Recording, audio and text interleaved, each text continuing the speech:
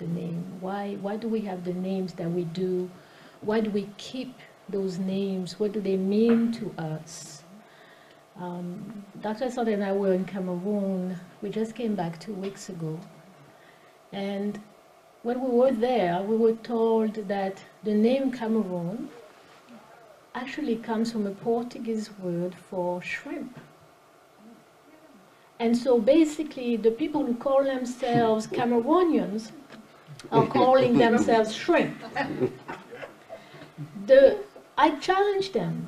I said, you know, there's a problem here. You cannot go around calling yourselves shrimp because the white people felt so little of you that this is the name that they gave you, and you've been independent supposedly for 50 years. There's a problem. So the question of the name, you know, what it does to us when we bear those names that somehow do not reflect who we are or who we should be or who we should want to be. Not Bantu shrimp, but really African people. So I want to start, and I hope it's not a very large group, which is good. I want to start with so a couple of pictures. And I would like you to react to them and tell me what you think. So this is a picture of a Chinese man. He tells you, hi, I'm Chinese, and my name is David Smith. What do you think? You're shaking your head. Why are you shaking your head? That doesn't sound like Chinese to me. The name David Smith. So there's a problem, right? There's a disconnect. Yeah. Here's a Chinese man, right, telling you that his name is David Smith, right? So we agree there's a problem. Because he's Chinese, he should have what? A Chinese name? A Chinese name. You sure about that? This is a principle, right? You know I'm setting you up, right? You know that, right? Okay. Go ahead, please. All right, now this is an Arab guy. He's telling you, hi, I'm Saudi Arabian, and my name is Philip Davidson. There's a problem. First name's okay. No, it's okay. If it's Arab, I know. No, he's Phil. I know. Well, you see, why it's No, you okay? get- Why is it okay? And why isn't it okay? Who thinks it's okay for this Arab man from Arabia, right, to have this European name, really, right? Go ahead. Now, this is an Indian woman. Sure. And she said that, hi, I'm Indian and my name is Sharon Pierce, right? What's the problem with that? Is there a problem with that? There may not be a problem, because if we look at the principle of self-determination, we have to look at the history. You just can't judge a book on its cover. So you have to peel it back and understand a little bit more about the history, and if there's any self-determination in that. You think she would be Indian and have a European name, and that could be an act of self-determination? We don't know. But we know, that's the point. That's the point. We have to stop lying to ourselves. There was no self-determination in an Indian woman having a European name. If she has that name, it's because the British invaded, colonized her country. That's what it is. And brutalized her ancestors.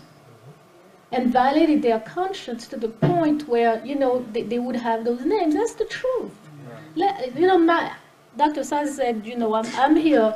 I take no prisoners. I have no time to waste with, you know, war, talking about the butchers and all that stuff. Let's just be honest about this. I know it's painful because, you know what? It's going to force us to ask ourselves, who are we? And it's a painful question to answer. What about that one? She's German, and her name is Olufemi Obatala. Olufemi is a Yoruba name, and so is Obatala. It's one of the divinities, right? So she's German, white German with blue eyes, totally melanin deprived, and she's telling you that her name, she has a Yoruba name, Olufemi Obatala. What's the problem? There's a problem, right? What is it? So she's German, she should have a German name, right? But she's doing it from a different perspective, because they're the minority over there, and they got to connect with that to justify their rule.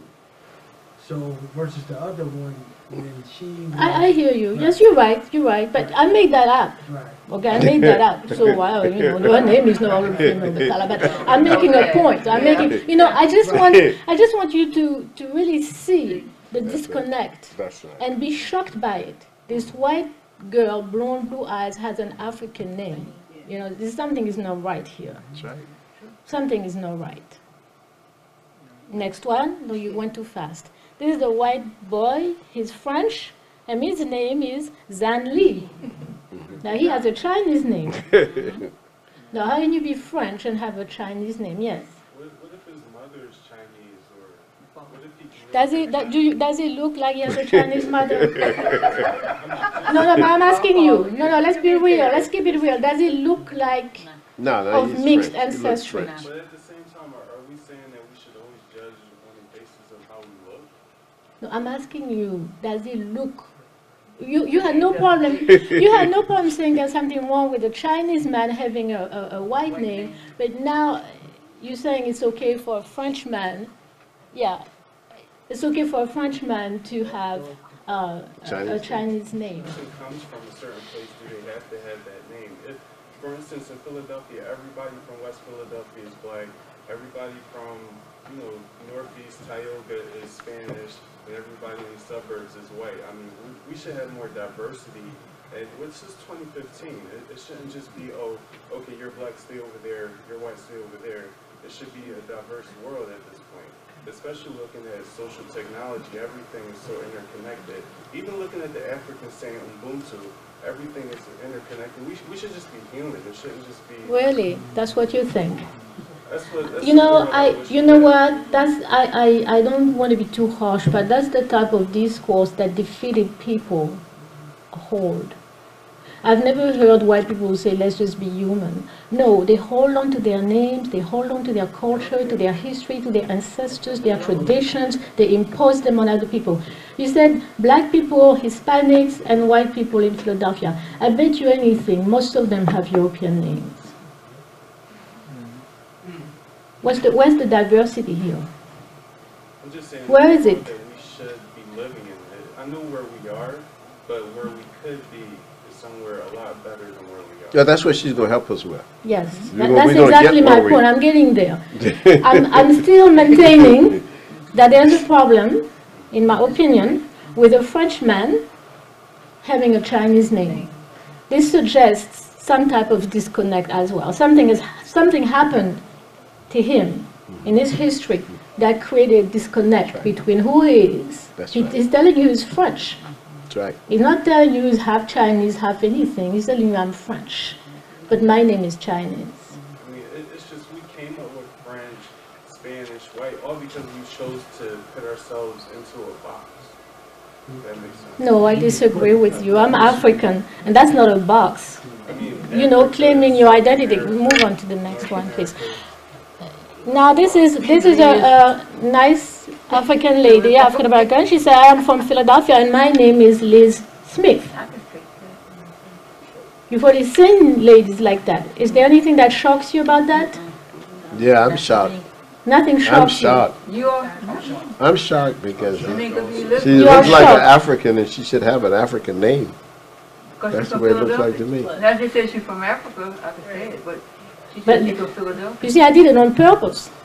She said she's from Philadelphia. Everybody else is attaching themselves, you know, to a continent, a place. But here, She just her memory is very short. Right? You want to say something? Oh, I agree. She's attaching herself to a city when everyone else at least attached herself to an ethnicity. A country, a culture. That's right. I do believe that there's a short-term memory there. There's a Absolutely. Liz Smith. So why is it that it doesn't shock us, right, except for a few of us, that this young black woman, African, obviously of African ancestry, should have a European name? Because a lot of black people have to work. That's a real name. All do because of how we were oppressed. Okay, so why do we still have those names? Are we still oppressed? Who is oppressing us? Okay, all right, let's move into the next one, please. And here is a brother. Hi, I'm from New York. My name is Bob Raven. Does that shock you? No, right? And that shocked me. I find that unbearable. That's why we're having this conversation. I find it just as unbearable as I found right. strange and bizarre the Chinese man who had a European name. I find that shocking, right? If you're Chinese, you should have the name of your ancestors. If you are an African person, you should have the names of your ancestors. Yeah. This is common, natural behavior. That's right. Unless something has happened to you, which you have not had the courage to correct. If you have kept making excuses for yourself to justify why you keep oppressing yourself, right? To me. So we will continue this discussion. Yes. I just wanted to tell a quick story about this importance of naming and context from a cultural standpoint. Because I grew up in West Baltimore, and I was probably around 11 or 12, and in our neighborhood there was a young couple. I'll never forget it. Her name was Nalongo Asitutu, and her husband Kojo, and they Nalongo actually got all the kids together, just the little girls, and renamed them, gave them African names, and formed an African dance group. And we started to call our friends these African names instead of Michelle. It was an African name, whatever. And so we grew up with that influence, and it really helped us as young kids to create kind of an African consciousness. Yes. And so my question to you is, what comes first? Do you have the name or the cultural context that helps with the definition of that name to move us forward as a community? What comes first, the name or the cultural context? I would imagine you would have to have some cultural context first. And see, that's what they kind of gave us. They gave us, sort of the dancing, the tradition. Me and that husband were in the ghetto of West Baltimore. Yes. Well, I think even if you don't have the cultural context, you should definitely get the name though, because the name first will take you off the white orbit, and place you in an African orbit, and hopefully that will help you then find the cultural context that you may be missing. But you really need to start somewhere. And the part two of that, because I did have a son, and my son, I wanted to honor one of my ancestors, whose name is Paul. And so, how do we manage honoring the ancestor who was somewhat victimized by the naming European name, and including that with the next generation going forward? We will have to come to terms with the fact that those names cannot be our ancestors' true names. Right. Because these were not names that were passed on to them in any natural, historical, cultural sense. They were imposed on us. When I changed my name back home, people were saying to me, well, but you're rejecting your father's name. And I said, I'm not rejecting my father's name. He never gave me that name. He just passed on to me what the white man imposed on his ancestors, right? So I didn't feel I was betraying anybody. In fact, I felt I was honoring and respecting my ancestors by going back to an African name. You see? That I was not content to think of them as, slaves, but I went beyond that and found who they truly were in their African humanity. You see? And I honored that. So any African name would work better for us than any European name. I'm sure about that. Yes. Yes. My name is Suli Lumumba, and it's my legal name for some 27 years now. Yeah, I once had a slave name as well. My question is this. While we talk about slave names coming from the Europeans, what about the Arab names that was imposed upon us? We dance around that. So absolutely, you're right. It's the same. It is the same issue. The same issue. Those names. again, result from a violent imposition and denial of African identity. You know, it's the same process that we're talking about. I'm glad you bring it up because I find just as problematic as a black man would call himself Bob, it's just as problematic as a black man who calls himself Muhammad. You know? Because, you know, again, we're talking about Arab nationalism, that, you know, if you're going to be a Muslim, you're going to have to take on an Arab name. You know, go to Mecca, that's going to be your holy place, and you have to learn to read the Quran, their sacred text in Arabic. So, you know, again, we talk about some serious cultural imposition. And some of us think that we're doing really something great by taking on Arab names, but we're really not. The bottom line is, let's go back home, and our home is Africa. Right. And there are plenty of beautiful, powerful African names that will give us strength and power and structure us in a way that would allow us to walk with our head up and not, you know, as some copies of people who despise us. I want to remind you that in Arabic, the word that means black, abd, also means slave. That's right. So if we think that we're doing ourselves a great favor by bearing an Arab name, we need to rethink that. Yes, you want to say something? Yes. My legal name now is Abdallah Umar Muhammad. And I received that name about 1974. While I lived in Miami in 1990, studied with the Yoruba community there. And went through initiation. I received the name of Odutayo Oyeyemi Ade. And but getting back to the Islamic name, the history that I've studied of Africa, the Europeans changed the maps, and Arabia at one time was part of Africa, and the original Muslims were black. It was the Turks, the white Caucasians that came out of Asia Minor that dominated Islam after a period of time, and that's where we ran into this problem. Those are the people that went into Africa and enslaved and oppressed the people. But the black Muslims, before they dominated Islam, there was no problem. There was cohesiveness. You know, from us. Yes, I really have to take issue with this. You know, Islam was started by an Arab man by the name of Muhammad. Was it 632? 621. 621? 21. And he did it really because, it's my understanding, he was trying to really bring his people together. So he was interested in strengthening his people, his Arab people. And so Islam, like any religion, really is based on the deification, the making sacred of Arab people, you know? That's my understanding of how Islam came about. The fact is that if you look at Islam, you can see that it's clearly not an African cultural product. It's not.